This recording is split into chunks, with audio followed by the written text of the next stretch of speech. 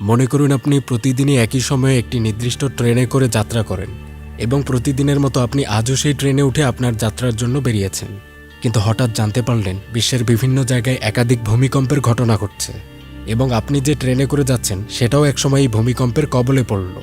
তবে আপনার তেমন কোনো ক্ষয়ক্ষতি হলো না, আপনি ঠিকই আছেন। তবে চলে এসেছেন 40 বছর ভবিষ্যতে। আপনি টাইম ট্রাভেল করেছেন, শুধু আপনি নয়, আপনার সাথে থাকা প্রায় 100 জন যাত্রী এক যাত্রার জন্য উঠে অদ্ভুতভাবে ভবিষ্যতে চলে এসেছে। ভাবুন তো এরকম হলে কি হবে এবং কেমন হবে। আসুন আজ একটি অদ্ভুত ঘটনা শুনি। ঘটনার সময় 2023 সাল, অর্থাৎ গত বছর। জাপানে সর্বপ্রথম সূর্য উদয় হলো আর সূর্যের দেখা মেলা মাত্রই শুরু হয়ে গেল শহরের ব্যস্ত জীবন। সবাই যার যার কাজে বেরিয়ে পড়েছে, প্রত্যেকে এখানে অচেনা পথিক। সবার চিন্তা ছিল ট্রেনে করে কত দ্রুত তাদের গন্তব্যে পৌঁছানো যায়। তো এরকম বিশাল সংখ্যক একদল মানুষ প্ল্যাটফর্মে এসে উপস্থিত হয়েছেন। কিছুক্ষণের মধ্যেই গন্তব্যের ট্রেনটি সেখানে এসে হাজির হয়। ট্রেনের দরজাগুলো খুলে গেল এবং ভিতরের যাত্রীরা উক্ত স্টেশনে নেমে যায় এবং নতুন যাত্রার উদ্দেশ্যে প্ল্যাটফর্মের যাত্রীরা ভিতরে প্রবেশ করে। এটা জাপানের নিয়মিত চিত্র। এরকমভাবে দিনরাত যাত্রী উঠানামার পালাবদল চলে প্ল্যাটফর্মগুলোতে। কিন্তু আজকের এই যাত্রা এবং এসব যাত্রীদের ভাগ্য মোটেও শুভকর হবেন না, কারণ এই যাত্রা তাদের বহু বছর ভবিষ্যতে নিয়ে যেতে চলেছে, এমন এক ভবিষ্যৎ যা তারা কখনো কল্পনাও করেনি। এটা খুবই অবাককর বিষয় এবং তারা একই সাথে রোমহর্ষক এক অভিজ্ঞতারও সাক্ষী হতে চলেছে। ট্রেনটির যাত্রা শুরু হলো। যাত্রীরা আপন মনে যার যার সময় অতিবাহিত করছেন। কেউ গেমে ব্যস্ত, কেউ বা নিজেকে সাজানোতে, কেউ বা ডেটিং অ্যাপগুলোতে নিজেদের পছন্দের পার্টনার খুঁজছেন। অন্যদিকে কাউকে দেশবিজ্ঞানের খবরে খুবই চিন্তিত দেখা যায়। তো এভাবে ট্রেন তার পরবর্তী স্টেশনে এসে পৌঁছাবে, কিন্তু ঠিক তখনই প্রত্যেক যাত্রীর ফোনে একটি অ্যালার্ট বেজে ওঠে। মেসেজে জানিয়ে দেয়া হলো পৃথিবীর বিভিন্ন স্থানে খণ্ড খণ্ড আকারে ভূমিকম্পের সূত্রপাত হতে দেখা যায়। সবাইকে সতর্ক হতে বলা হচ্ছে। কিন্তু পরক্ষণেই যাত্রীরা এই ঘটনার আন্দাজ পেল। ফোনে নেটওয়ার্ক পাওয়া যাচ্ছে না, ট্রেনে ক্ষণে ক্ষণে কম্পন অনুভূত হচ্ছে। ট্রেনটি শহরের বুক চিরে একটি টানেলের কাছে এগিয়ে যায়। টানেলের প্রবেশমুখে ট্রেনটি ঢুকে পড়ল আর তখনই এক বড় ঝটকায় ভিতরের যাত্রীরা পড়ে যায়। তাদের কেউ কেউ এতে জ্ঞান হারিয়েছিল। তবে ঘটনায় সজাগ যাত্রীরা বেশ অবাক হন। ট্রেন থেমে গেছে, কিন্তু থামার জায়গাটা বেশ অজানা। কন্ট্রোল রুমে যোগাযোগ নেই, অন্য কোচ বা বগিগুলোর সাথেও কোনো যোগাযোগ করা যাচ্ছে না। কিছু পরে উক্ত কোচটির গেট খোলা হলো। তবে অদ্ভুত ব্যাপার, বাইরের এমন এক দৃশ্য যেটা দেখার জন্য মোটেও সেখানে কেউ প্রস্তুত ছিল না। মনে হয় পৃথিবীর কোনো এক কোনায় পড়ে থাকা জনমানবহীন রহস্যময় প্রান্তে তারা এসে পড়েছেন। না কোনো বিল্ডিং ইমারতের দেখা পাওয়া যায়, না কোনো বৈদ্যুতিক ডিভাইস এখানে চলমান রয়েছে। ফোনে কোনো নেটওয়ার্ক নেই, চারদিকে গাছগাছালিতে ঘেরা এক পাহাড়ি এলাকা। পাহাড়ের বুক চিরে আবার লতাপাতাকেও গজিয়ে উঠতে দেখা যায়। এখানে যাত্রীরা শুধুমাত্র তাদের একটি কোচকে দেখতে পাচ্ছিল। ট্রেনের বাকি অংশ এখানে নেই এবং তাদের কোচটি উক্ত টানেলের শেষ প্রান্তে এসে আটকা পড়ে আছে। এরকম অদ্ভুত ঘটনার কারণ কি? মোট 100 জন যাত্রী এখানে রয়েছে, কিন্তু কিভাবে তারা এখানে এলো এবং দিনরাত মিলিয়ে তাদের সাথে এখন কি হতে চলেছে? সাথে খাবার নেই, কাপড় নেই, তারা সার্ভাইভ করবে কিভাবে? তো রোমাঞ্চে ঘেরা এই গল্পের সব উত্তর জানতে হলে ভিডিওর শেষ পর্যন্ত দেখুন। পদে পদে রয়েছে শিহরণ এবং বেশ কিছু অবাক করা twist. Hi guys, this is Afnan from Afnan cottage. এতক্ষণ বলছিলাম পেন্টিং ট্রেন নামক একটি জাপানি সিরিজের শুরুর ঘটনা। এবার বাকি গল্পটা জানা যাক। তো অদ্ভুত এক জায়গায় যাত্রীদের আগমন ঘটল। এমন এক পরিবেশে নিজেদেরকে আবিষ্কার করার পর যাত্রীদের দিশেহারা অবস্থা। ইনি হচ্ছেন ট্রেন কন্ডাক্টর কোমোরি। তিনি বাকি কোচ এবং অন্যান্য স্টাফদের সাথে যোগাযোগ করতে পারছিলেন না। কারো কাছে এই ঘটনার কোনো ব্যাখ্যা আপাতত নেই। অনেক ভাবনার পর যাত্রীরা একটা ব্যাপারে একমত হয়, তাদের কোচটি ভূমিকম্পের শিকার হয়ে এমন এক অদ্ভুত জায়গায় এসে পড়েছে। বাকি ট্রেনটুকুও কিন্তু আশেপাশেই থাকার কথা। তবে যাই হোক না কেন, প্রশাসন অবশ্যই তাদেরকে উদ্ধার করতে আসবেন, এই বিশ্বাসটা তাদের রয়েছে। যাত্রীদের মধ্যে একজনের নাম রিও। সে একজন সরকারি কর্মকর্তা এবং সে ফায়ার ফাইটারের কাজ করে থাকে। সে আপাতত ট্রেন কন্ডাক্টরকে সাথে নিয়ে যাত্রীদেরকে শান্ত করতে ব্যস্ত হয়। পাশাপাশি যাত্রীদের খোঁজখবর নেওয়া হচ্ছিল কেউ কোনো বড় রকমের আঘাত পেয়েছে কিনা। এখানে আরেকজন যাত্রী হচ্ছে এমা। সেও রিওদের সাথে যাত্রীদের সাহায্যে এগিয়ে আসে। এমা হাই স্কুলের একজন জিম টিচার। অন্যদিকে শহরে হৈহুল্লোর কাণ্ড। ট্রেন নিখোঁজ হওয়ার সংবাদে পুরো শহরবাসী সহ সারা দেশ হতবাক হয়ে আছেন। ট্রেনের বিভিন্ন ডিপার্টমেন্টের লোকরা সহ পুলিশের একটা তদন্ত টিম অনুসন্ধানে নেমেছিল। ট্রেন স্টাফদের সাথে নিয়ে পুলিশ দেখতে পায় ট্রেনটির শুধুমাত্র শেষ দুটি কোচ নিখোঁজ। মানে সামনের পুরো ট্রেনটি ঠিকই তার গন্তব্যে চলে এসেছে, শুধু শেষের কোচ দুটো ছাড়া। অর্থাৎ অজানা জায়গায় এসে পড়ে সেই যাত্রীগুলোর একদল শেষের একটি কোচ হয়ে এসেছে। আরেকটা কোচ হয়তো অন্য কোথাও তার যাত্রীদেরকে নিয়ে গিয়েছিল। এই কোচ দুটির নম্বর হলো 5 এবং 6। পুলিশরা টানেলের পুরো ভিতর তল্লাশি চালিয়েও এই দুটো কোচের কোনো হদিস পান না। 5 নম্বর কোচেই রিওদের অবস্থান ছিল, অন্য কোচটি হচ্ছে 6 নম্বর। তবে রিওরা মনে করছে বাকি পুরো ট্রেনটি হয়তো আশেপাশে কোথাও রয়েছে। এদিকে পুলিশরা পর্যায়ক্রমে টানেলে তদন্ত চালায়। তারা কোচ দুটির হারিয়ে যাওয়ার কোনো সুরাহা বের করতে পারছিল না। অন্যদিকে এই টানেলেরই বিপরীতে রিও, এমা এবং আরেকজন যাত্রী যার নাম কেনজি, তারা টানেল পুরো খতিয়ে দেখে। বাকি ট্রেনের খোঁজ মিলছে না, তবে তারা এও দেখে যে এই টানেলেই তাদের ট্রেন কিছু আগে প্রবেশ করেছিল। তখন চারদিকে ছিল লোকালয়, বড় বড় ইমারত, বিল্ডিং, কিন্তু এখন তা মিশে গিয়ে পাহাড়ে ঘেরা এক বিস্তৃত এলাকায় পরিণত হয়েছে, যেখানে কোনো জনমানবের চিহ্ন নেই। তারা 3 জন পাহাড়ের চূড়ায় গিয়ে দেখতে পায় পুরো পৃথিবী বদলে গেছে। তারা কিছু আগেই যে পৃথিবীকে দেখে আসলো তা পুরো বিকৃত হয়ে জনশূন্য এক অজানা এলাকায় পরিণত হয়েছে। আপনারা অনেকেই আছেন যারা স্টকে ইনভেস্ট করে থাকেন, তো এক্ষেত্রে আমি পরিচয় করিয়ে দিতে চাই পকেট ব্রোকারের সাথে। পকেট ব্রোকার একটি ইনভেস্টমেন্ট প্ল্যাটফর্ম, যেখানে অনেকেই বিটকয়েন এবং স্টকে ইনভেস্ট করে লাভবান হচ্ছেন। এর কিছু গুরুত্বপূর্ণ ফাংশন, যেমন প্রথমত রিওয়ার্ড সিস্টেম। আপনি যত বেশি ফর্ম ইউজ করবেন তত বেশি আপনার ক্রিস্টাল জমা হবে। এটা দিয়ে আপনি রিস্ক ফ্রি লেনদেন করতে পারবেন। যেমন এখানে আপনারা দেখতে পাচ্ছেন একটি সাকসেসফুল ট্রেড, তবে আপনি এখানে শিওর না হতে পারেন যে এটা প্রতিবার কাজ করবে বা একটি সাকসেসফুল ট্রেড হবে কিনা। সেক্ষেত্রে অ্যাক্টিভ করে দিন by risk free deal feature এবং নিজের ডিপোজিট অর্থে কোনো রকম ঝুঁকি নেবেন না। যেমন আমি এখানে $100 একটি ট্রেড কিনে নিচ্ছি। দ্বিতীয় ফাংশন সেলফ ফিচার। এটা অনেকটা ব্যাংক ডিপোজিটের মতো। এখানে আপনি আপনার ফান্ড রাখবেন এবং কোনো কিছু ছাড়াই আপ টু 10% পর্যন্ত প্রফিট পেয়ে যেতে পারেন। শুধু তাই নয়, উইথাউট কোনো কমিশন ছাড়াও টাকা উইথড্র করা যায় এখানে। তো ভিডিও ডিসক্রিপশন এবং পিন কমেন্টে রেজিস্ট্রেশন লিঙ্ক দেওয়া আছে, আপনি চাইলে সেখান থেকে রেজিস্ট্রেশন করতে পারেন এবং স্ক্রিনে দেখানো প্রোমো কোডটি ব্যবহার করলেই প্রথম ডিপোজিটেই পেয়ে যাবেন 60% পর্যন্ত বোনাস। পরবর্তীতে রিওরা যাত্রীদের কাছে ফিরে এসে অমুক দৃশ্যের ব্যাপারে বর্ণনা দিচ্ছে। এসব দেখে যাত্রীরা হতবাক, এত দ্রুত কিভাবে পৃথিবী পরিবর্তন হতে পারে। সবাই বোঝার চেষ্টা করছিল তারা আসলে এখন আছে কোথায়। তবে ধারণা করতে গেলেও তো বাইরে যোগাযোগের দরকার, কিন্তু তাদের কাছে থাকা কোনো ইলেকট্রনিক ডিভাইসে কোনো নেটওয়ার্ক সিগন্যাল ছিল না। আর এসব ভাবতে ভাবতেই প্রায় 7 ঘন্টা পার হয়ে গেছে। কিন্তু এত সময় পার হলেও কোনো উদ্ধারকর্মী বা এরকম কাউকে এখানে সাহায্যের জন্য পাওয়া যাচ্ছেন না। পরে ট্রেন স্টাফ সকল যাত্রীদের বর্ণনা নেন। গণনা করে জানা গেল যে এখানে মোট যাত্রীদের সংখ্যা হচ্ছে 46 জন। এতগুলো যাত্রী, তার মধ্যে তাদের কাছে তেমন কোনো খাবার নেই, পানি নেই, যার ফলে সময়ের সাথে সাথে যাত্রীরা ক্ষুধার্ত এবং তৃষ্ণার্ত হয়ে অসুস্থ হচ্ছিল।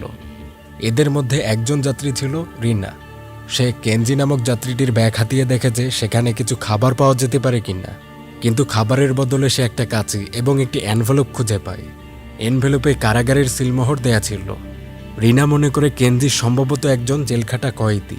সে বড়সড় ক্রিমিনাল হতে পারে, আর সেই হয়তো তার কোনো উদ্দেশ্যে এসব যাত্রীদেরকে এ জায়গায় আটক করিয়েছে। এরপর রিনা অন্য আরেক যাত্রী এমার ব্যাগ থেকে কিছু খাবার চুরি করে নেয়। এদিকে সময় পেরিয়ে এমা যখন খাবারের জন্য তার ব্যাগ খুলেছিল, তখন সে খাবারগুলোকে পায় না। আর তৎক্ষণাৎ রিনা নিজেকে রক্ষার জন্য কেনজির উপরে এ দোষ চাপিয়ে দেয় যে কেনজি একজন অপরাধী, তার কাছে কারাগারের ছাড়পত্র রয়েছে। হতে পারে খাবার চুরি থেকে পুরো ট্রেন আটক রাখার বিষয়টা এই কেনজিরই কাজ। কেনজি এখানে তার নিজেকে নির্দোষ দাবি করে শুধু এতটুকুই বলে, এই কোচে কে কোন উদ্দেশ্য নিয়ে বসে আছে তা বোঝার কোনো উপায় নেই। এখানে কারো উপরই বিশ্বাস নেই যে কে সাধু বা কে খারাপ।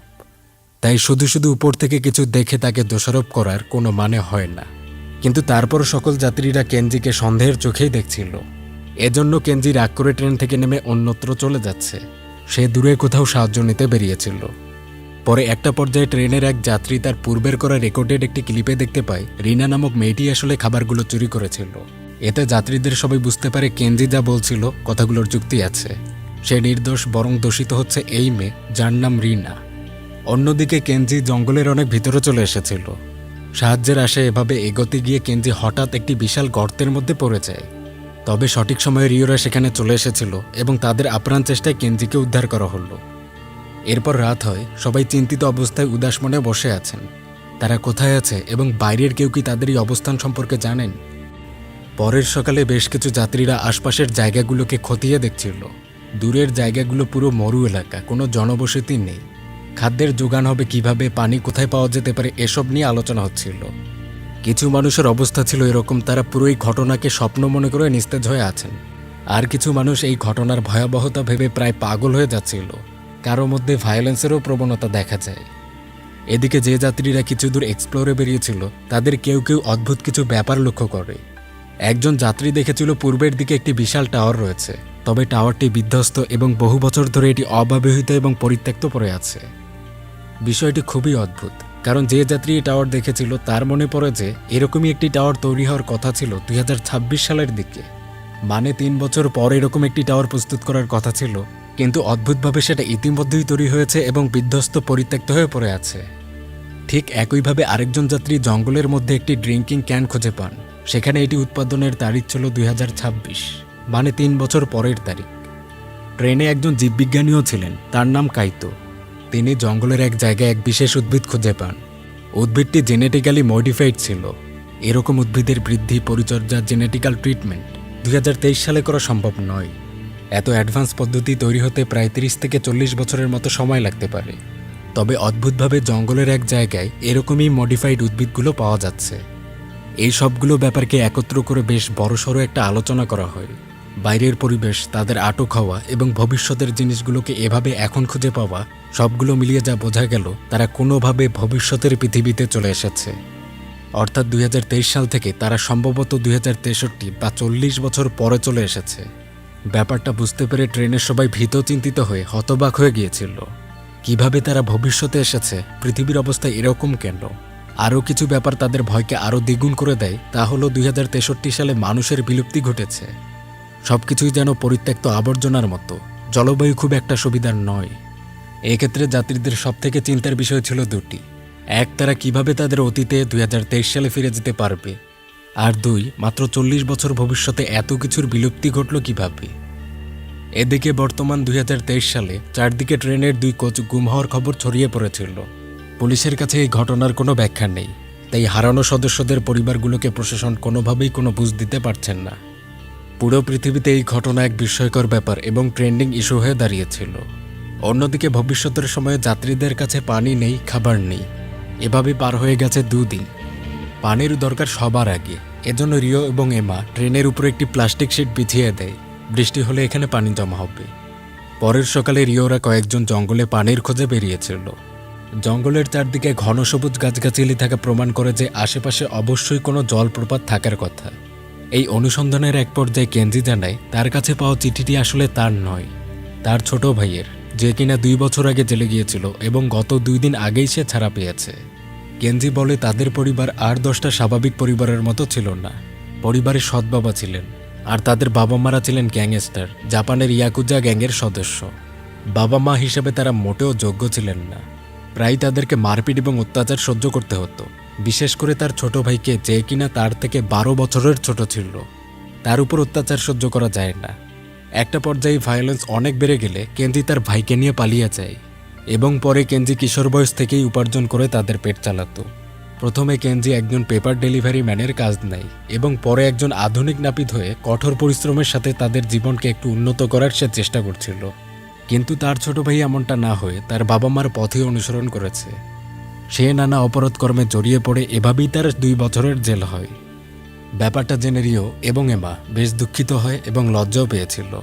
শুধুমাত্র বেশভূষা এবং একটি চিঠি দেখে তারা কেনজিকে অপরাধী মনে করেছিল, যা মোটেও সঠিক নয়। উল্টো তো কেনজি তার সম্পূর্ণ বিপরীত একটা মানুষ। আর এভাবে কথাবার্তায় কেনজি, রিও এবং এমা তাদের মধ্যে বন্ধুত্বপূর্ণ সম্পর্ক তৈরি হয়। তবে এখানে কেনজি এমাকে পছন্দ করতে শুরু করেছে, অন্যদিকে আবার এমা রিওকে পছন্দ করছিল। তো এভাবে তারা এগোচ্ছিল এবং একটা পর্যায়ে কেনজিরা ব্যাঙের দেখা পায়। পাশাপাশি সেখানে ভেজা মাটিরও সন্ধান পাওয়া গিয়েছে।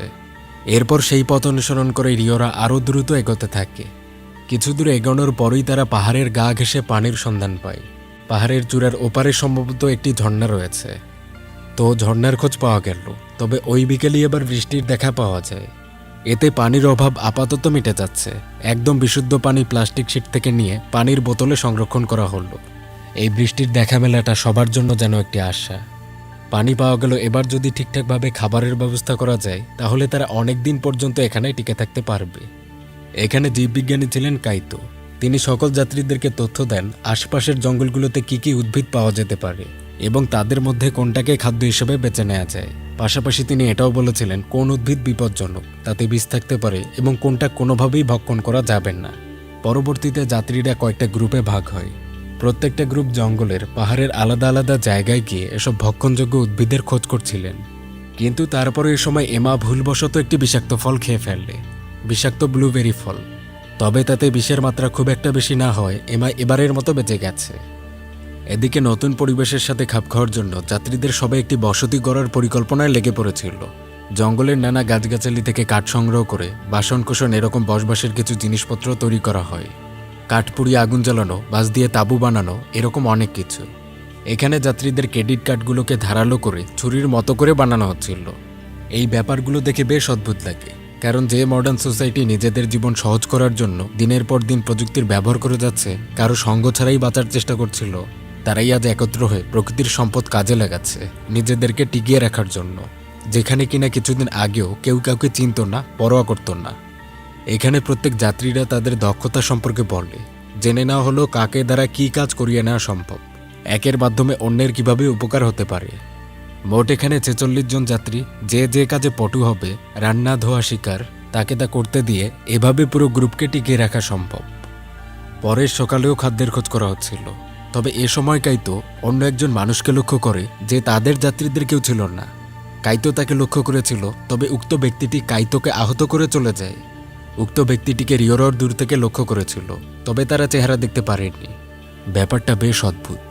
এরকম দুর্গম এলাকায় এতদিন পর্যন্ত যেখানে কোনো মানুষের সন্ধান ছিল না, আজ হুট করে একজনকে সেখানে দেখা যাচ্ছে। যাই হোক, আপাতত কাইতোর চিকিৎসা করা দরকার, কিন্তু তার এত গুরুতর ক্ষতের চিকিৎসা করার মতো বিশেষ কোনো মেডিকেল সামগ্রী তাদের কাছে ছিল না। তবে কিছু সুইসুতা খুঁজে বের করা হলো, কিন্তু ক্লিনিক্যাল সেলাই করার মতো দক্ষ কেউ এখানে নেই। অতিমাত্রায় রক্ত ঝরে যাওয়ার মানে হচ্ছে কাইতোর মৃত্যু।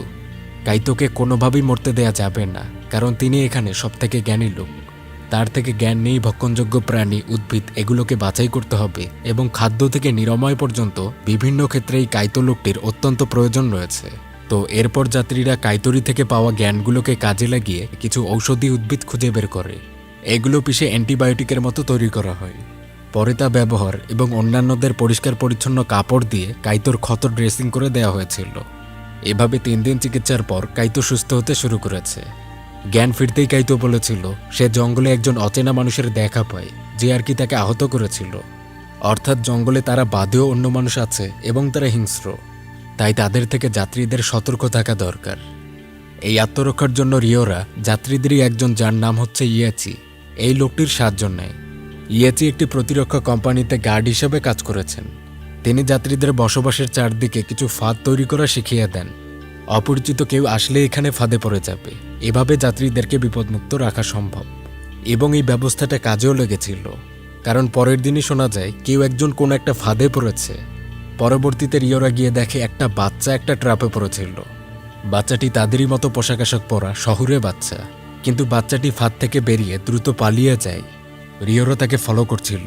এভাবে ফলো করতে করতে তারা কয়েক কিলো রাস্তা পার করে নেয় এবং একটি বিলের ধারে চলে এসেছিল।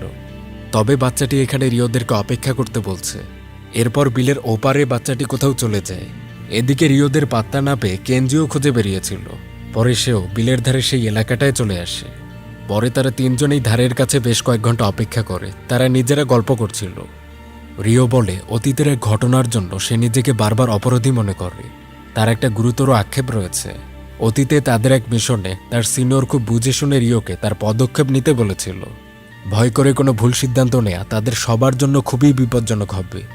কিন্তু রিওরই একটা ভুল সিদ্ধান্ত পুরো মিশনটাকে গড়বড় করে দেয়। এতে রিওকে বাঁচাতে তার সিনিয়রই ঝুঁকি নিয়েছিল এবং পরে তিনি আহত হয়েছিলেন। আগুনে তার 2টো পাই অকেজো হয়ে যায়। তার সিনিয়র আজীবনের জন্য পঙ্গু হয়ে গেছেন, আর তার পুরো দায়ভারটা রিওর একার।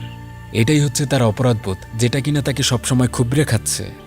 তাই উক্ত ঘটনার পর থেকে রিও এটাই সিদ্ধান্ত নিয়েছে যে সে তার জীবনকে শুধুমাত্র মানুষের উপকারের জন্যই উৎসর্গ করবে। এদিকে রাত গভীর হলে দেখা যায় সে বাচ্চাটি কিছু লোক নিয়ে বিলের ওপারে এসেছে। এরপর লোকগুলোর সাথে বিলের ওপারে যাওয়া হলো। বিলের ওপারে ট্রেনের অন্য কোচ, অর্থাৎ অন্য 6 নম্বর কোচটির সন্ধান পাওয়া যায়। এই কোচে করে উক্ত মানুষগুলো, অর্থাৎ সে বাচ্চা সহ বাকি যাত্রীগুলো এখানে এসেছেন। তাহলে বিলের একদিকে কয়েক কিলোমিটার দূরে রয়েছে কোচ নম্বর 5 এবং বিলের এপারে আছে কোচ নম্বর 6। কোচ 6-এর এই লোকের নাম হচ্ছে হিনাতা। তার আচরণ দেখে মনে হয় তাকে উক্ত কোচের যাত্রীরা নেতা বানিয়েছেন। এখানে দুই কোচের মধ্যে আলোচনা হয়। দুই পক্ষই বলছিল তারা কিভাবে এরকম পরিবেশে এসে উপস্থিত হয়েছেন। তবে এখানে দুই পক্ষের মধ্যে বেশ কিছু আলাদা ব্যাপার পরিলক্ষিত হয়। একদিকে যখন 5 নম্বর কোচকে পানি এবং খাবারের জন্য অনেক বেশি স্ট্রাগল করতে হয়েছে, সে জায়গায় কোচ নম্বর 6-এর কষ্ট অনেক কম। তারা বিলের কাছে থাকায় শুরু থেকেই তারা পর্যাপ্ত পানি এবং খাদ্য হিসেবে মাছ পেয়েছিল। এছাড়াও কোচ 6-এর যাত্রীরা শুরুর দিন থেকেই তাদের চারদিকের পরিবেশকে বসবাসযোগ্য করে বানিয়ে যাচ্ছিলেন। তাদের কোচকে তারা বাড়িতে রূপান্তর করেছে। কোচ 6-এর যাত্রীদের মধ্যে কেনজি উক্ত ব্যক্তিটিকেও দেখতে পায়, যে কিনা আগে জীববিজ্ঞানী কাইতোকে আহত করে পালিয়েছিল। পরবর্তীতে ব্যক্তিটি কেনজিদের কাছে ক্ষমা চায়। সে আসলে ওই সময় কাইতোকে দেখে ভয় পেয়েছিল। সে ভেবেছিল কাইতোরা সম্ভবত এ ভবিষ্যতের মানুষ, যারা কিনা অতীত থেকে আসা এই যাত্রীদের পাকড়াও করবে এবং মেরেও ফেলতে পারে।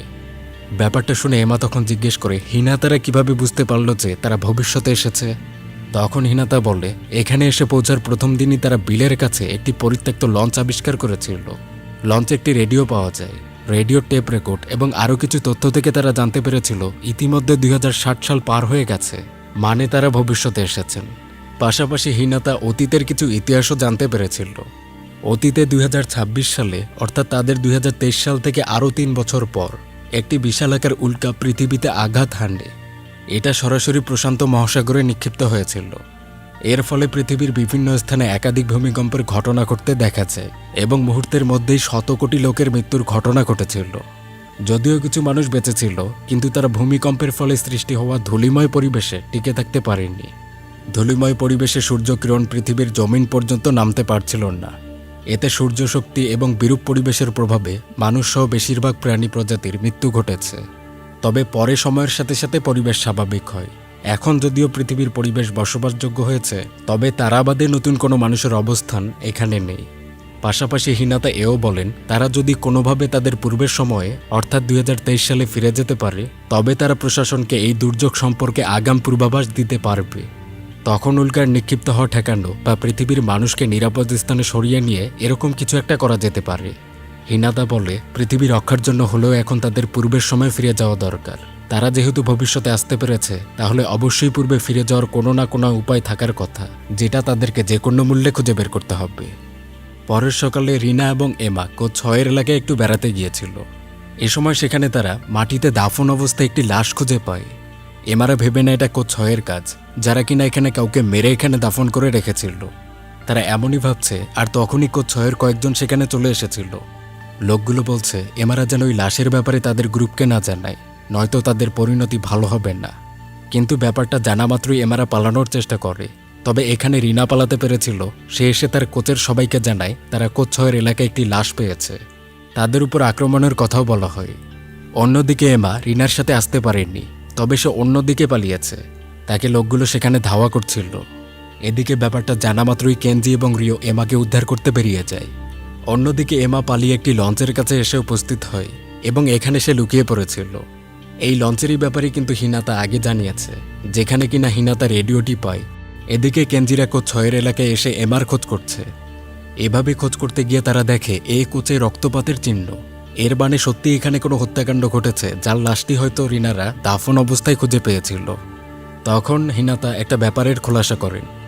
আসলে তাদের কোচে একজন অপরাধী উঠেছিল। তো যখন তাদের কোচ টাইম ট্রাভেল করে এখানে চলে আসে, তো সবার মতো এই অপরাধীও খুব ভয় পেয়ে যায়। পরে অতিমাত্রায় ঘাবড়িয়ে গিয়ে সে ছুরি আঘাত করতে উদ্যত হয়েছিল। তখন সে ব্যক্তিটিকে দমাতে গিয়ে হিনাতা এবং তার ধস্তাধস্তি হয়, আর এতে ভুলবশত উক্ত অপরাধীটি ছুরি আঘাতে মারা গিয়েছে। আর এটা একটা কারণ যে এরকম প্রতিবাদ বা সাহস দেখে পরবর্তীতে হিনাতাকে যাত্রীরা তাদের নেতা বানিয়ে নেন। অন্যদিকে এমা লঞ্চে লুকিয়ে আছে। একটা সময় এখানে হিনাতা চলে আসেন, আর তিনি এসেই একের পর এক ডিভাইসগুলোকে পুরোপুরি নষ্ট করে দিচ্ছিলেন। বিষয়টা বেশ সন্দেহজনক। তবে একটা পর্যায়ে হিনাতা এমাকে খুঁজে পান। হিনাতা থেকে জানা গেল সে আসলে কখনো এই সময় থেকে পূর্বের সময় ফিরে যেতেই চায় না। কারণ ট্রেনে আসার সময় হিনাতা জানতে পারে তার ব্যবসায় মারাত্মক ক্ষতি হয়েছে। তার কোম্পানিকে আর টিকিয়ে রাখা সম্ভব নয়। পাশাপাশি তার ঘরবাড়ি সম্পত্তি সব নিলামে উঠে সে নিঃস্ব হয়ে গিয়েছিল। কিন্তু ভবিষ্যতের এ সময় হিনাতা একজন নেতা, সবাই তাকে মানে এবং তার নির্দেশনাতেই নতুন এক সমাজ সৃষ্টি হচ্ছে। এরকম নেতৃত্ব ছেড়ে হিনাতা পূর্বের ব্যর্থ জীবনে ফিরে যেতে চায় না, কিন্তু এমা এখন এই বিষয়গুলোকে জেনে ফেলেছিল। তাই হিনাতা তাকে পাকড়াও করে এই লঞ্চে বেঁধে দেয়, যাতে এই ব্যাপারগুলো সে অন্য কাউকে জানাতে না পারে। এদিকে এমার খোঁজ না পাওয়ায় 5 নম্বর কোচের মধ্যে দুশ্চিন্তা বাড়ছিল। তারা কোচ নম্বর 6দেরকে তাদের জন্য বিপজ্জনক মনে করছে। পাশাপাশি হিনাতাও আবার তার যাত্রীদের বলে কোচ 5-এর যাত্রীরা তাদের বিরুদ্ধে পরিকল্পনা করছে, ওরা সম্ভবত তাদের খাবার এবং অন্যান্য সম্পদ কেড়ে নিতে চায়। তো এভাবে এমার নিখোঁজ হওয়ার ব্যাপারটাকে কেন্দ্র করে 2 গ্রুপের মধ্যে একটা বড়সড় গণ্ডগোল পেকে গেল। কোচ 5-এর যাত্রীরা আগাম সতর্কতা হিসেবে কিছু অস্ত্র বানিয়ে নেন, তারা লড়াইয়ের জন্য প্রস্তুত হচ্ছিলেন। কিন্তু ঠিক তখনই কোচ 6-এর কয়েকজন যাত্রী এদেরকে আক্রমণ করতে এসেছে। এভাবে ধাওয়া পাল্টা ধাওয়াতে 2 গ্রুপের মধ্যে বড় সংঘর্ষ, মোট কথা যুদ্ধের সূচনা হয়। এতে 2 পক্ষই ভালো রকমের ঘায়েল হচ্ছিলেন।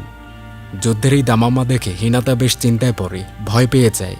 তাই সে পরিকল্পনা করে সে এমাকে মেরে ফেলবে, তাহলে পরে আর তার ধরা পড়ার কোনো আশঙ্কা থাকবেন না। কিন্তু সে এসে দেখতে পায় এমা সেখানে নেই, পালিয়েছিল। এমা সেখান থেকে পালিয়ে দ্রুত তার লোকদের কাছে ফিরে যাচ্ছে। হিনাতা এটা কোনোভাবেই হতে দিতে চাচ্ছিল না, সে তাকে খুঁজছিল।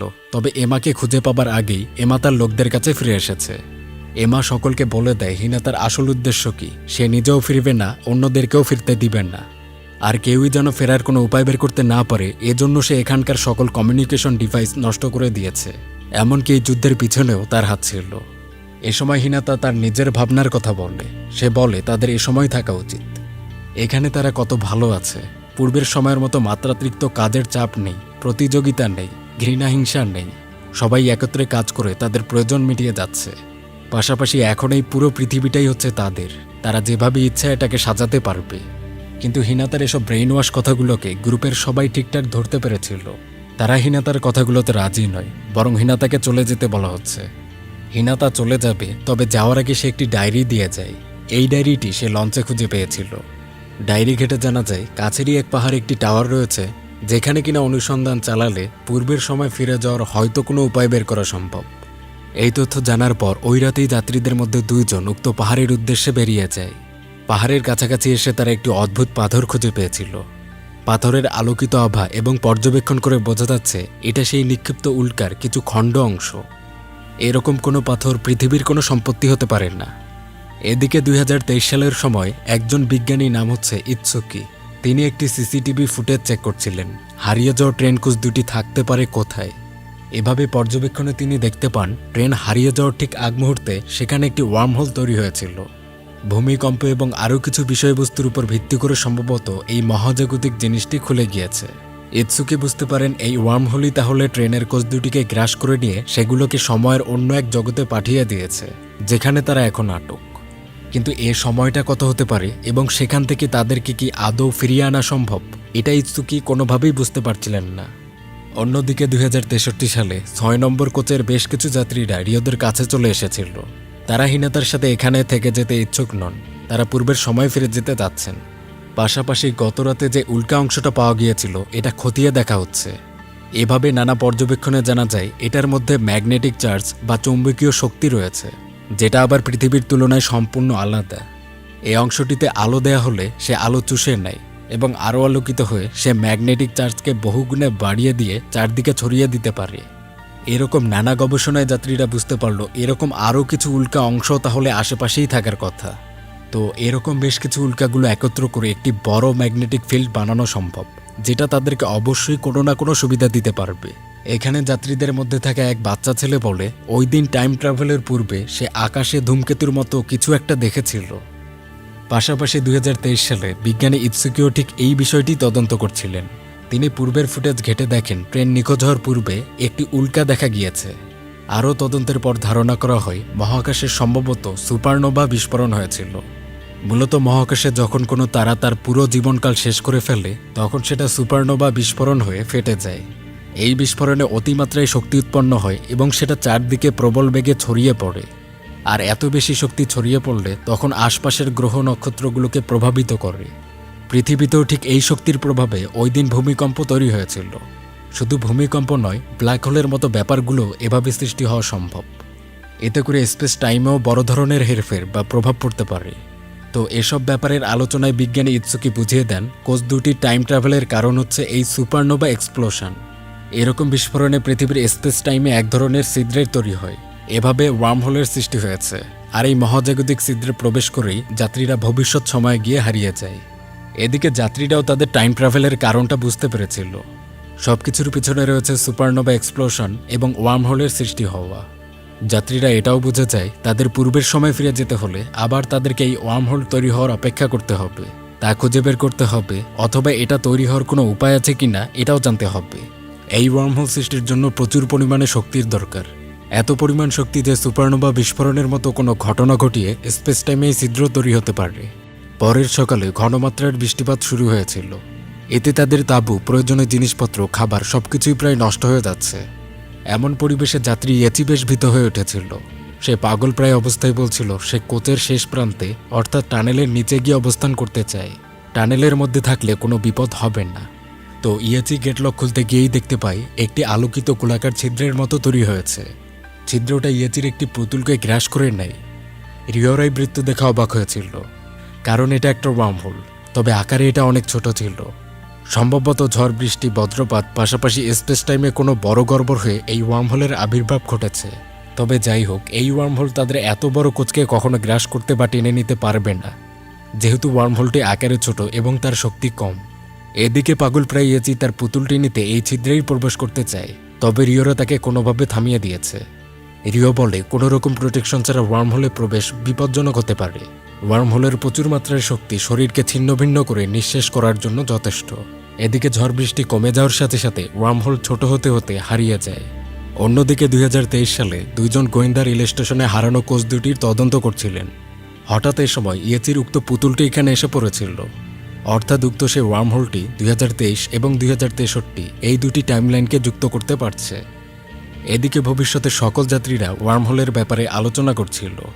টানেলের ভিতরের এক প্রান্তে এই বৃত্তের সৃষ্টি হয়।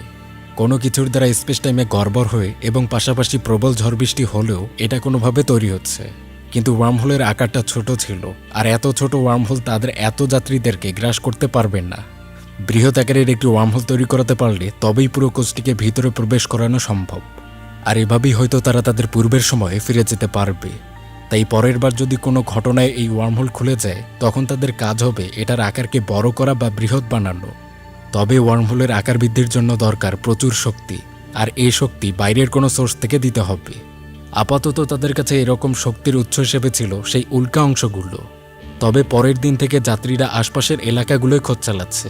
এরকম আরও বেশ কিছু উল্কা অংশ সংগ্রহ করতে হবে বা অন্য কোনো শক্তির উৎস খুঁজতে হবে, যেটা ব্যবহার করে ওয়ার্মহোলের আকারটা বড় করা যায়।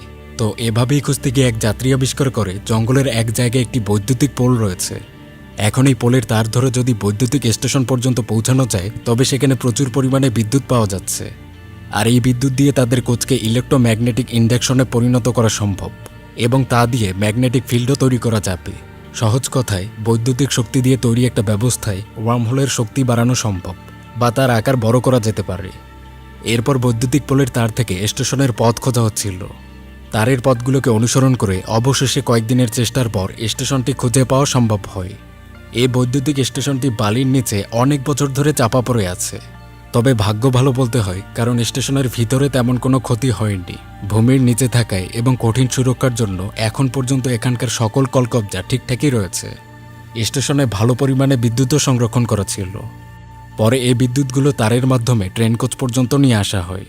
এরপর কোচের এক প্রান্তে তার পেঁচিয়ে ইলেকট্রিক ইন্ডাকশন তৈরি করা হচ্ছে। পাশাপাশি তার বিপরীতে টানেলের অন্য প্রান্তে যেখানে ওয়ার্মহোল তৈরি হতে পারে, সেখানে উল্কা অংশ রাখার সাথে কিছু বৈদ্যুতিক কয়লাও রেখে দেওয়া হলো। মোট কথা, ট্রেন কোচ এবং ওয়ার্মহোল এই দুইয়ের মাঝে একটি ইলেকট্রোম্যাগনেটিক ফিল্ড তৈরি করা হলো।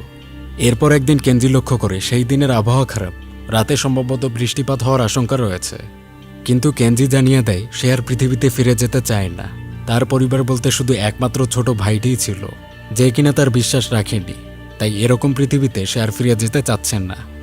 এখানে এমা রিওকে পছন্দ করত, তাই সে কেনজিকে এও আশ্বাস দিতে পারছিল না যে তার পক্ষে কেনজিকে নিয়ে কোনো পরিবার বা এরকম কোনো সম্পর্ক তৈরি করা সম্ভব।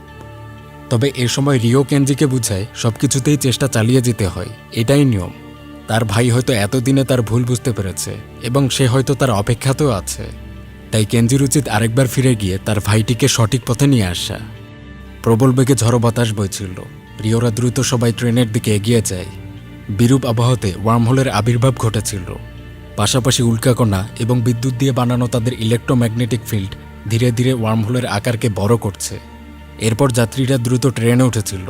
একে একে সবাই উঠে যায়, তবে শেষে ওঠার সময় কেনজি বাধা পেয়েছে। গাছের ডালপালায় কেনজি আটকা পড়েছিল, কিন্তু যাত্রী ইয়াচির প্রবল চেষ্টায় অবশেষে কেনজিকে উঠিয়ে নেওয়া হয়। তবে ইয়াচি ফিরে যাবেন না। তার ইচ্ছা, তিনি এই ভবিষ্যৎ পৃথিবীতেই থেকে যেতে চান। তিনি এখানেই তার শান্তি খুঁজে পেয়েছেন। কোচের গেট লক করে দেওয়া হলো। এর কিছুক্ষণের মধ্যেই ওয়ার্মহোল বিশালাকার রূপ নেয় এবং সে পুরো কোচটিকে গ্রাস করে নিয়েছিল। পার হয় সামান্য কিছু সময়, পরে ট্রেন কোচ থেমে গেছে। এরপর কোচের গেট খুললে দেখা যায় সামনে কিছু লোক দাঁড়িয়ে আছেন। কিন্তু এখানে সময় জানতে গিয়ে দেখা গেল এটা 2026 সাল। মানে তারা পূর্বের 2023-এ ফিরে আসেনি, বরং তারা এসেছে 3 বছর পর 2026 সালে। আর এই বছরটা কিন্তু ওই উল্কা নিক্ষিপ্ত হওয়ার সেই বিপজ্জনক বছর, যেখান থেকে পুরো পৃথিবীর মানবজাতির বিলুপ্তি ঘটে। তো অদ্ভুতভাবে এই যাত্রীদেরকে 2026 সালে খুঁজে পেয়ে, মানে যারা কিনা 2023-এ হারিয়ে গিয়েছিল তাদেরকে এখন পেয়ে জাপানের সবাই একদমই হতবাক। পরে সব যাত্রীদের থেকে তাদের গল্প শোনা হয়। পরে তাদের চেক আপ করেও দেখা হচ্ছিল তাদের মধ্যে কোনো ক্ষতিকারক রশ্মি বা অন্য জায়গা থেকে কোনো রোগ জীবাণু বা ভাইরাস এরকম কিছু নিয়ে এসেছে কিনা। এরপর পুলিশি তদন্তে রিও, কাইতো সহ বাকি সবাই তাদের অভিজ্ঞতা শেয়ার করে এবং ভবিষ্যতে পাওয়া জিনিসগুলোকে প্রমাণস্বরূপ দেখানোও হয়। এরপর উল্কার ব্যাপারটাও জানানো হয়েছিল। রিও লঞ্চে পাওয়া সেই ডায়েরিটি দেখিয়ে বলে, ঠিক আগামী 7 মাস পর অর্থাৎ ডিসেম্বর মাসে উল্কা নিক্ষিপ্ত হবে। তার আগে এর বিরুদ্ধে ব্যবস্থা নেওয়া দরকার, তবেই মানবজাতিকে রক্ষা করা সম্ভব। কিন্তু এখানে প্রমাণ দেখানো হলেও তদন্তকারীরা রিওদের কথাগুলোকে বিশ্বাস করছিলেন না। তারা টাইম ট্রাভেলের ব্যাপারটাকে শুধুমাত্র ভুল ধারণাই মনে করে নেয়। যাই হোক, এরপর সকল যাত্রীরা তাদের পরিবারের সাথে মিলিত হন। এখানে পরিবারের লোকজনরা গত 3 বছর থেকে যাত্রীদেরকে খুঁজছিলেন। কিন্তু অদ্ভুত ব্যাপার যে যাত্রীদের কাছে এই সময়টা এত না, তারা মাত্র কয়েক মাসই ভবিষ্যতে কাটিয়েছে। এখানে কেনজিও খুবই অবাক এবং একই সাথে খুশি হয়, কারণ তাকে তার ভাই নিতে এসেছিল। সে এখন আর কোনো অপরাধ কর্মে নেই। সে তার ভাইয়ের মতো একটি বড় সেলুন খুলে সেখানে কাজ করছে। তো এভাবে প্রত্যেক যাত্রী যার যার পরিবারে ফিরে যেতে পারে একটা আনন্দের উৎসব বইছিল। তবে প্রশাসন আসন্ন বিপদের ব্যাপারটা কোনো আমলে নিচ্ছেন না। যাত্রীরা বারবার প্রশাসনকে বলে যাচ্ছিল উল্কা নিক্ষিপ্তর ব্যাপারে, কিন্তু প্রশাসন বরাবরই এটাকে এড়িয়ে চলে যায়। তবে অন্যদিকে বিজ্ঞানী ইৎসুকি গত 2023 সাল থেকে এই ব্যাপারে তদন্ত করছিলেন এবং একটা পর্যায়ে তিনি নিশ্চিত হন প্রত্যেক যাত্রীরা ঠিকই বলছিল পৃথিবীর দিকে একটি উল্কাকে এগিয়ে আসতে দেখা যায় এবং আগামী ডিসেম্বর মাস হচ্ছে একটি সম্ভাব্য সময় যখন কিনা উল্কাটি পৃথিবীতে আঘাত হানতে পারে। পাশাপাশি উক্ত যাত্রীরাও তাদের নিজ নিজ জায়গা থেকে পদক্ষেপ নিচ্ছিল। তারা সামাজিক মাধ্যমগুলোতে এ ব্যাপারে কথা বলে, এতে করে বিভিন্ন পর্যায়ের মানুষ থেকে নানা গবেষক পর্যন্ত বিষয়গুলো ছড়িয়ে পড়েছিল এবং তারা প্রমাণও পাচ্ছে। এভাবে জনগণ এই বিষয়ে উদ্বিগ্ন হন এবং সকলে এক সুরে আওয়াজ তুলতে শুরু করেন। তখন প্রশাসন ব্যাপারটা বিশদভাবে আমলে নেয়, খতিয়ে দেখেন। এতে বিজ্ঞানী ইৎসুকি এবং অন্যান্য গবেষকরা বিপদের ব্যাপারটা পুরোপুরি প্রমাণ করে দেন। শেষে প্রশাসন সিদ্ধান্ত নেয় যে যত দ্রুত সম্ভব একটি বিশেষ রকেটকে মহাকাশে পাঠানো হবে, যাতে করে সেটি উল্কার পথ ঘুরিয়ে অন্যদিকে করে দিতে পারে। এরপর বেশ কিছু সময় পার হয়। দেশবাসী অপেক্ষায় রয়েছেন কিছু সময়ের মধ্যে হয়তো তাদের এই মিশন সফল হবে। কিন্তু এভাবে ডিসেম্বর চলে এসেছিল, তারপরও কোনো সুসংবাদ পাওয়া যাচ্ছে না। তবে এদিকে রিওরাও বসেছিল না। তারা বিশেষ জায়গায় কিছু বাংকার তৈরির পরিকল্পনা করে রেখেছে। যদি মিশন সফল নাও হয়, তখনও যেন বিশাল সংখ্যক মানুষ বাংকারে থেকে বাঁচতে পারেন। কম ক্ষতি হতে পারে এরকম একটা জায়গা ছিল সুইজারল্যান্ড, তাই সেখানেই বাংকারগুলো বানানোর সিদ্ধান্ত নেওয়া হয়। ডিসেম্বরের শুরুতে উক্ত যাত্রীরা সহ ভীত মানুষরা বাংকারের উদ্দেশ্যে রওনা হচ্ছিল। তবে রিও বলে সে জাপানে থেকে বাকি সব মানুষদের সাহায্যে আসতে চায়, তার জীবনের লক্ষ্যই তো এটা। একটা সময় এমা, কেনজি তারাও বাংকারের উদ্দেশ্যে রওনা দিয়েছিল। কিন্তু এক পর্যায়ে কেনজি বলে সেও রিওর সাথে থেকে বাকিদের সাহায্য করতে চায়। তো এভাবে এমা, রিও এবং কেনজি দুইজন থেকেই আলাদা হয়ে যাচ্ছে। তাহলে একদিকে বিশাল সংখ্যক মানুষ বাংকারের দিকে যাচ্ছিল, অন্যদিকে কেনজি, রিও তারা বাকি মানুষদের সাহায্যে রয়েছে। তবে এ সময়গুলোতেই হঠাৎ একদিন বিজ্ঞানী ইৎসুকি জানতে পারেন তাদের মিশন সফল, অর্থাৎ তাদের পাঠানো রকেট উল্কার পথ পাল্টিয়ে দিয়েছে, যাতে করে পৃথিবী এখন বিপদমুক্ত হল। বিষয়টা জেনে দেশবাসীর মনে স্বস্তির নিঃশ্বাস বয়ে যাচ্ছে। তবে এই অর্জন যে শুধুমাত্র পৃথিবীকে বিপদমুক্ত করা এমনটা নয়। যে যাত্রীরা এই সাহসিকতা দেখালো তাদের মধ্যে একজন নতুন এ সময় তার ভাইকে ফিরে পেয়েছে। একজন অতীতের সময় এবং বর্তমান সময়ে অনেককে সাহায্য করে তার অপরাধবোধটা কমিয়ে নিয়েছে। এ সময়গুলোতে প্রত্যেক যাত্রীরা সামাজিক মাধ্যমে শেয়ার করেন একত্রতার প্রয়োজন কতটুকু। একে অপরের সাহায্যে এসে মহাবিপদও ঠেকিয়ে রাখা সম্ভব এবং মাঝে মাঝে যন্ত্রের কলকাঠি থেকে বের হয়ে তাদের প্রকৃতির সাথে মেশা উচিত।